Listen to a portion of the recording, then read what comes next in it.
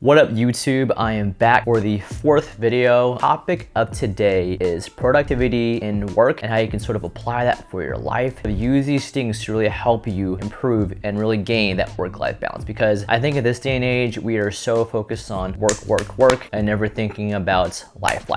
As I'm getting older, these little things in life I'm appreciating a little bit more. Getting brunch on a Sunday, walking my dog, things like that really help lay the foundation, help you have a healthy work-life balance to help really keep you going to the work week. I think it's very important when you have a lot of things happening in your life, you have to plan it out. For me, structure is very important, and if I have no idea what's going to happen in the entire week, I'm not really going to be happy. And in addition to that, having that structure allows me to have no pop-ups, no surprises, and really keeps me going and staying focused from start to finish, from Monday to Friday, so I can have a way to just really optimize my time in between these things. Really doing everything I can to help make this week quicker. I think for anything in life, in order to improve your productivity, you have to have the foundation laid out and sort of organize and optimize things around that. So for me, the foundation to have my productivity improve is actually my calendar. For me, Google Calendar is how I have everything. So everything in terms of work. By having a calendar and putting everything there, not only does it allow me to have a reminder of everything that's going on,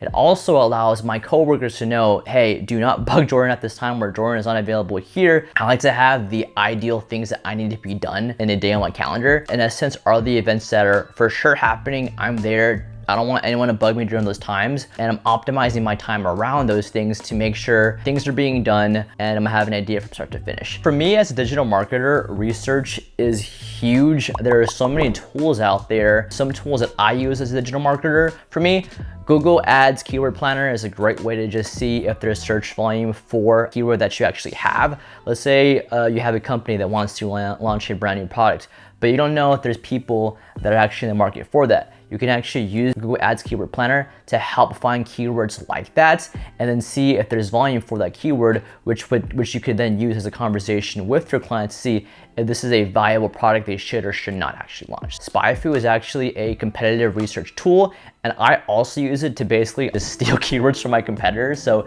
you can actually pop in, if you have any competitor websites, you can actually pop in their URL within SpyFu and actually see what keywords your competitors are using. In addition to that, a great tool that I actually use is ChatGPT. The amount of words and things I can say for this tool are beyond like bonkers. As a digital marketer, I use ChatGPT to help me, figure out buyer personas, the messaging for these personas, the positioning of how to position brand new products for these personas. Once I have those things at hand, I can actually have that history within ChatGPT and tell them, hey, so you found me this buyer persona for this product, and we agreed to position the product this way. Help me come up with the messaging for this product.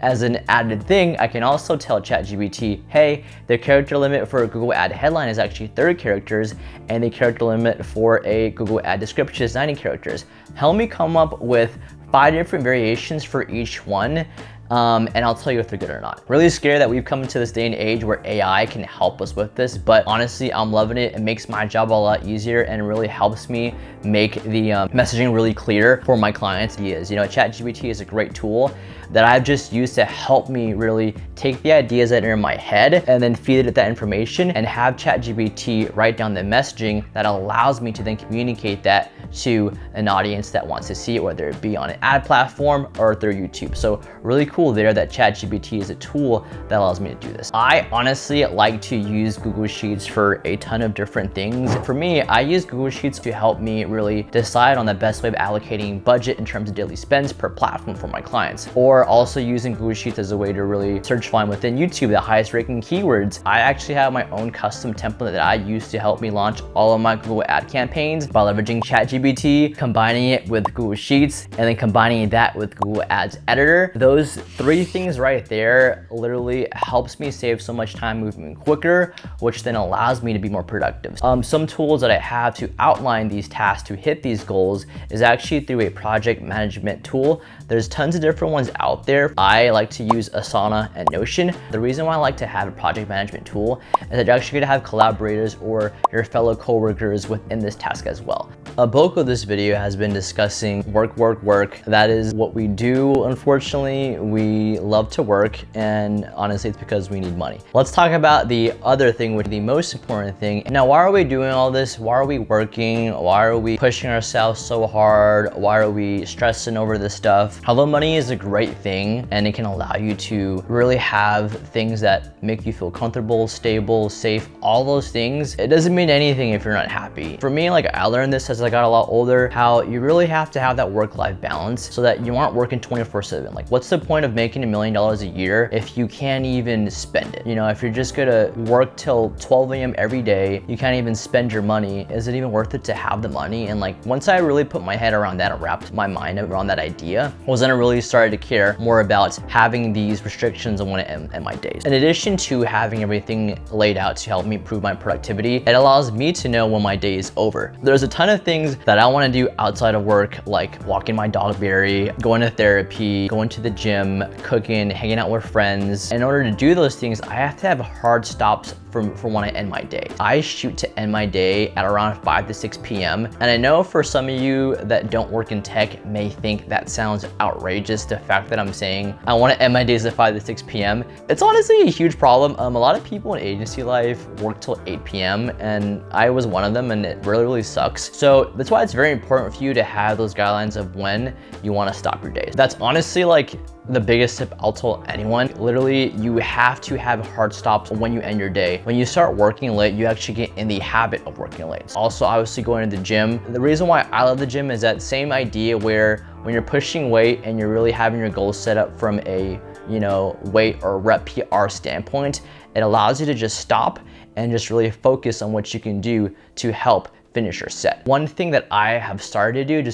I'm getting older, is that I've honestly started to stretch more. I recently have learned how important this thing right here is, which is your neck. So I've honestly have been doing exercises to help stretch my neck. This little thing here, you put it on the floor and you just put your neck back, and I just rest for like 10 minutes. Oh, another thing that I do right now, every morning I actually drink coffee, which is, I know, sound like every single American, but the reason why coffee is a routine thing that I now do is that I actually add collagen to my coffee. I had really bad hands. I actually had eczema, which is essentially just like my skin's really dry. But since drinking collagen in my coffee every single day, my skin's gotten better, my hair's gotten thicker, my sleep's even gotten better, my gut's gotten less. So like, drinking collagen has just helped a lot. In summary of this whole thing here, I think the ultimate thing is really doing what you can to improve your productivity so that you can finish early and do what you can to focus on your life. That's the most important thing. You know, this was honestly a really fun video for me, but I'm really curious to see what everyone else does, what you do to help improve your productivity. Do we all think the same, or do we all think differently? I hope you guys like this video. Definitely more like this in the future. This was really cool to just plan things out and sort of discuss things from that standpoint. If you like more content like this, feel free to like and subscribe to the channel. Other than that, I'll see you next time, and peace.